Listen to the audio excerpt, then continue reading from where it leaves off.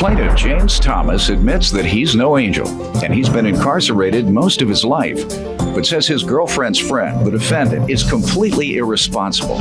James claims the defendant was once at a party with her child, and she left her child alone in a room while she went to use drugs. And he's suing her today for a bail bond. Defendant Catherine Kangas feels James stole her best friend from her, and she does not want her friend with someone like James. Catherine claims James is a drug addict and an alcoholic with a criminal record, and she doesn't believe she owes James anything. State your case. I'd just like to start off by saying that, I grew up in and around Chicago my whole life. I'm no angel myself.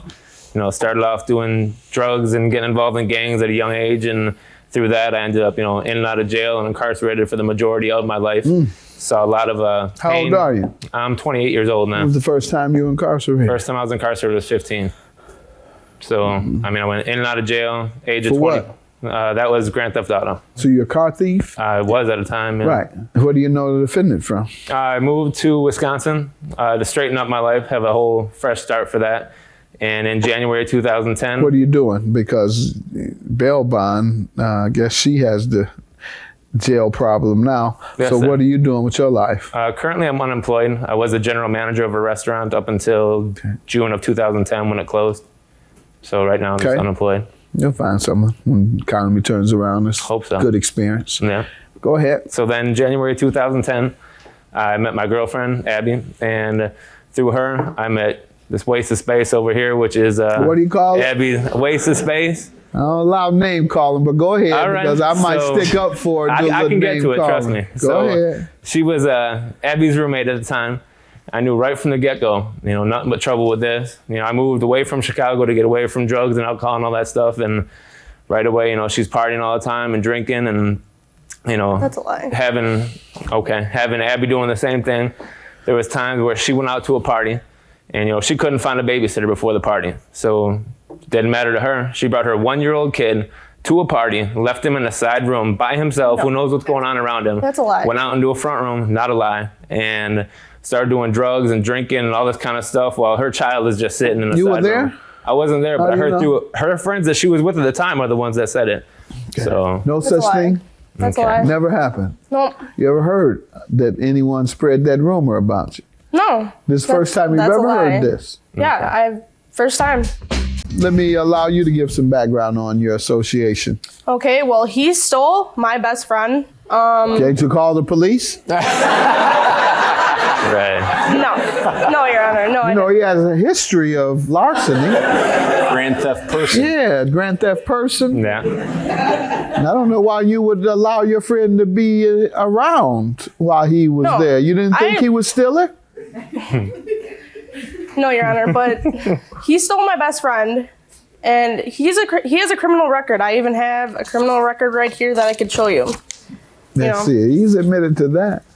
He's been in prison before, and I just don't want my best friend around somebody like that. She doesn't even hang around with me because of that, because of him. She won't hang around you because of him. Because you stole $888 from me. he doesn't. He's a bad influence on my best friend.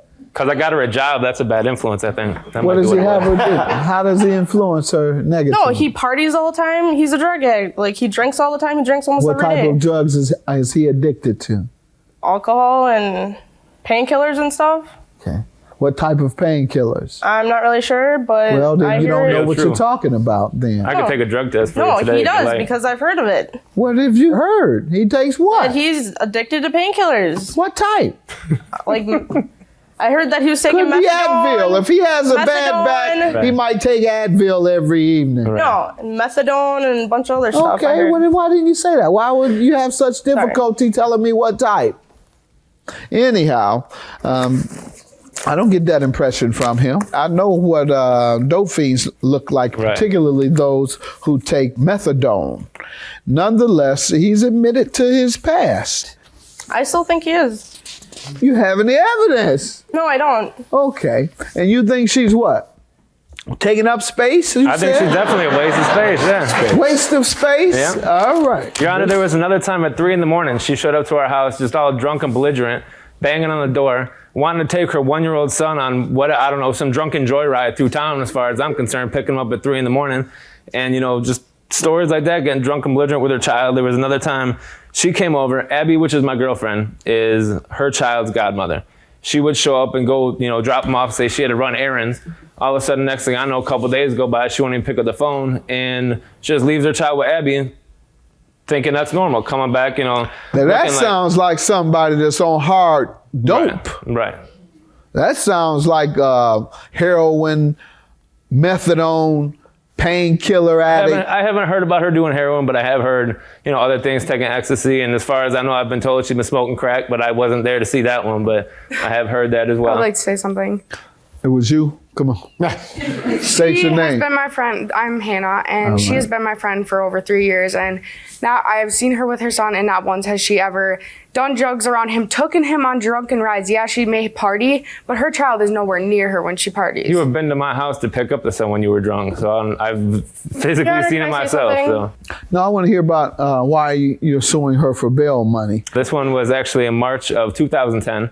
My girlfriend was going to court for a possession of marijuana charge, and she showed up and they gave her a random UA at court, and she failed it for marijuana, and she went to jail and had to post $1,000 bond. So the last thing I want is for my girlfriend to be sitting in jail.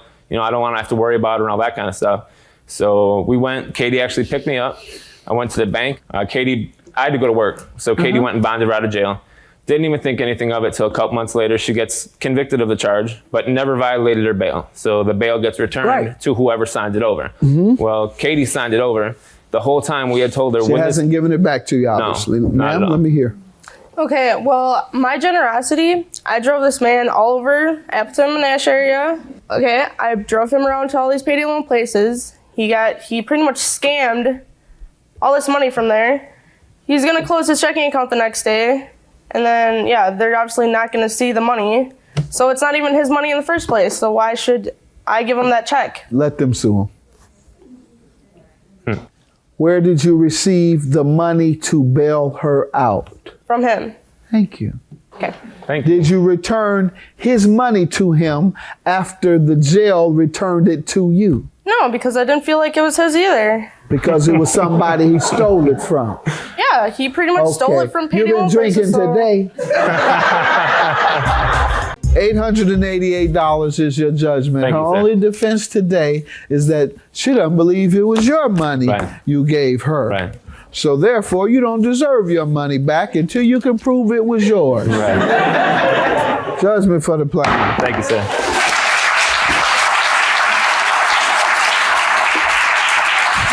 We're probably not going to talk anymore. It's over. We're not being friends anymore because of this. I just think she needs to grow up and be a better mother to her child. That's all I want to see. I'm trying to fix my life and be a better mother. I'm going to school and I'm going to rehab. And he hasn't seen me for like how long, so he can't really sit there and say anything. Probably a good reason I haven't seen you. Really? I'm not trying to have my money taken again.